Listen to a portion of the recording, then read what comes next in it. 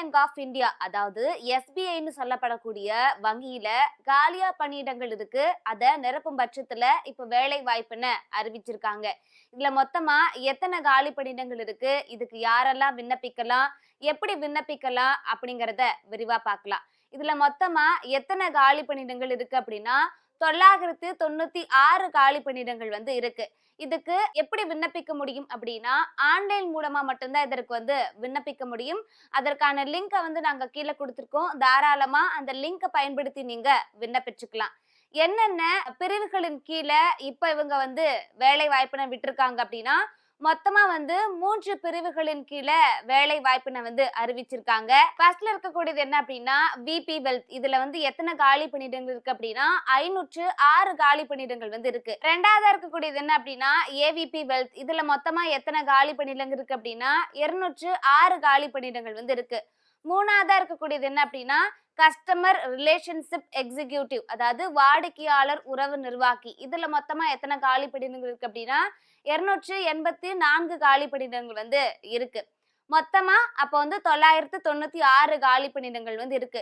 இந்த 3 பிரிவுகளின் கீழே நீங்க விண்ணப்பிக்கிறீங்க அப்படின்னா உங்களுடைய கல்வி தகுதி என்னவா இருக்கணும்? ஃபர்ஸ்ட்ல இருக்கக்கூடியது என்ன அப்படின்னா விபி வெல்த். இதுக்கு அரசு அங்கீகாரம் பெற்ற பல்கலைக்கழகத்துல நீங்க ஒரு டிகிரி முடிச்சிருக்கணும் அப்படிங்கிற மாதிரி சொல்லியிருக்காங்க. ஏதாவது ஒரு டிகிரி. ரெண்டாவதா இருக்கக்கூடியது என்ன அப்படின்னா ஏபிபி வெல்த். இதுக்குமே அரசு அங்கீகாரம் பெற்ற பல்கலைக்கழகத்துல ஏதாவது ஒரு டிகிரி முடிச்சிருக்கணும் அப்படிங்கிற மாதிரி சொல்லியிருக்காங்க. மூணாவதா சொல்லியிருக்காங்க இல்லையா இந்த கஸ்டமர் ரிலேஷன்ஷிப் எக்ஸிக்யூட்டிவ். இதுக்கு அரசு அங்கீகாரம் பெற்ற பல்கலைக்கழகத்துல ஒரு டிகிரி முடிச்சிருக்கணும் அப்படிங்கிற மாதிரி சொல்லியிருக்காங்க. இதுக்கு பணி அனுபவம் தேவையில்ல அப்படிங்கிற மாதிரி தான் சொல்லியிருக்காங்க. இப்போ இந்த 3 பிரிவின் கீழே நீங்க விண்ணப்பிச்சிருக்கீங்க. இப்போ உதாரணத்துக்கு விபி வெல்த் இதுக்கு நீங்க விண்ணப்பிக்கிறீங்க அப்படின்னா உங்களுடைய வயதுகள் எவ்வளவா இருக்கலாம்? மேக்சிமம் 26 வயதுல இருந்து 42 வயதுக்கு உட்பட்ட நபரா இருக்கணும் அப்படின்னு சொல்லியிருக்காங்க. அதுக்கு மேல போனா நீங்க விண்ணப்பிக்க முடியாது. அதுவே ஏவிபி வெல்த் இதுக்கு 26 வயசு கம்ப்ளீட் ஆயிருக்கணும். இதுக்கு அதிகபட்சமா 35 வயசு வரைக்கும் இருக்கலாம் அப்படிங்கிற மாதிரி சொல்லியிருக்காங்க. லாஸ்டா இருக்கக்கூடியது என்ன அப்படின்னா கஸ்டமர் ரிலேஷன்ஷிப் எக்ஸிக்யூட்டிவ். இதுக்கு 26 வயசு கம்ப்ளீட் ஆயிருக்கணும். இதுக்கும் 35 வயதுக்கு உட்பட்ட நபரா இருக்கணும். அதுக்கு மேல போனுச்சு அப்படின்னா விண்ணப்பிக்க முடியாது. வயதுகள்ல சில தளர்வுகளுமே கொடுத்திருக்காங்க. அதன்படி எஸ்சி எஸ்டி பிரிவுகளுக்கு 5 ஆண்டுகளும், ஓபிசி பிரிவுகளுக்கு 3 ஆண்டுகளும், பொது பிரிவினருக்கு 10 ஆண்டுகள் தளர்வுகள் கொடுத்திருக்காங்க. இதுவே நீங்க முன்னாடி ராணுவத்துல இருந்திருந்தீங்க அப்படின்னா அதன்படி அரசு கொள்கையில சில தளர்வுகள் அளிக்கப்படும் அப்படிங்கிற மாதிரி சொல்லியிருக்காங்க.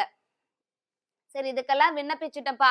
இப்போ மாத வருமானம் ஒவ்வொருத்துக்கும் எவ்வளவு சொல்றாங்க அப்படிங்கறத பார்க்கலாம். உதாரணமா விபி வெல்த் இதுக்கு நீங்க விண்ணப்பிக்கிறீங்க அப்படின்னா 44.70 லட்சம் ரூபாய் வரைக்கும் இருக்கலாம் அப்படிங்கிற மாதிரி சொல்லியிருக்காங்க. அதுவே ஏவிபி வெல்த் இதுக்கு நீங்க விண்ணப்பிக்கிறீங்க அப்படின்னா 30.20 லட்சம் வரைக்கும் இருக்கலாம் அப்படிங்கிற மாதிரி சொல்லியிருக்காங்க. அதுவே கஸ்டமர் ரிலேஷன்ஷிப் எக்ஸிக்யூட்டிவ் இதுக்கு நீங்க விண்ணப்பிக்கிறீங்க அப்படின்னா 6.20 லட்சம் ரூபாய் வரைக்கும் இருக்கலாம் அப்படிங்கிற மாதிரி சொல்லியிருக்காங்க. சரி, இதுக்கு எப்படிப்பா ஆட்கள் எடுத்துப்பாங்க அப்படின்னா ஃபர்ஸ்ட் ஒரு ஷார்ட் லிஸ்ட் பண்ணுவாங்க. அதாவது நீங்க கொடுத்திருக்கக்கூடிய விண்ணப்பங்கள்லாம் சரிபார்க்கப்பட்டு நீங்க கொடுத்திருக்கக்கூடிய கல்வி தகுதிகளாம் சரிபார்க்கப்பட்டு உங்களுக்கு எந்த வரைக்கும் அனுபவம் இருக்கு அப்படின்னு சரிபார்க்கப்பட்டு ஒரு ஷார்ட் லிஸ்ட் பண்ணுவாங்க. அதுக்கப்புறமா என்ன பண்ணுவாங்க அப்படின்னா ஒரு நேர்காணல் விடுக்கப்படும் அப்படிங்கிற மாதிரி சொல்லியிருக்காங்க. அதுக்குமே எப்படின்னா ஒரு வீடியோ கால் மூலியமா இல்லைன்னா ஒரு போன் கால் மூலியமா சில கேள்விகள் கேட்கப்படும். அதுக்கப்புறமா நேர்காணலுக்கு அழைப்பாங்க. அந்த நேர்காணல்ல கேட்கக்கூடிய கேள்விகளுக்கு நீங்க சரியா பதில் அளிச்சிட்டீங்க அப்படின்னா நீங்க அந்த வேலைக்கு தகுதியான நபர்னு உங்களை தேர்ந்தெடுத்துப்பாங்க அப்படிங்கிற மாதிரி சொல்லியிருக்காங்க. இதுக்கு யாரெல்லாம் விண்ணப்பிக்கலாம் அப்படின்னா இந்தியாவில் இருக்கக்கூடிய எல்லா மக்களும் தாராளமா விண்ணப்பிக்கலாம் அப்படிங்கிற மாதிரி சொல்லியிருக்காங்க. பணி நியமனம் எங்க போட்டிருக்காங்க அப்படின்னா தமிழ்நாடு முழுவதும் அப்படிங்கிற மாதிரி சொல்லியிருக்காங்க.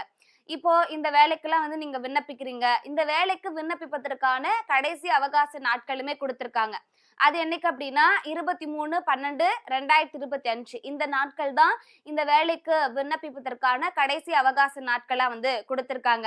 மேக்சிமம் இதுக்கு என்ன ஒரு பட்ட படிப்பு கேட்டிருக்காங்க அப்படின்னா ஏதாவது ஒரு டிகிரி முடிச்சா போதும் அப்படிங்கிற மாதிரி தான் சொல்லியிருக்காங்க. ஸோ யாரெல்லாம் இந்த வேலைக்கு தகுதியான நபர் நீங்க நினைக்கிறீங்களோ தாராளமா கூடிய விரைவில் இந்த ஒரு வேலை வாய்ப்புனை பயன்படுத்திக்க பாருங்க.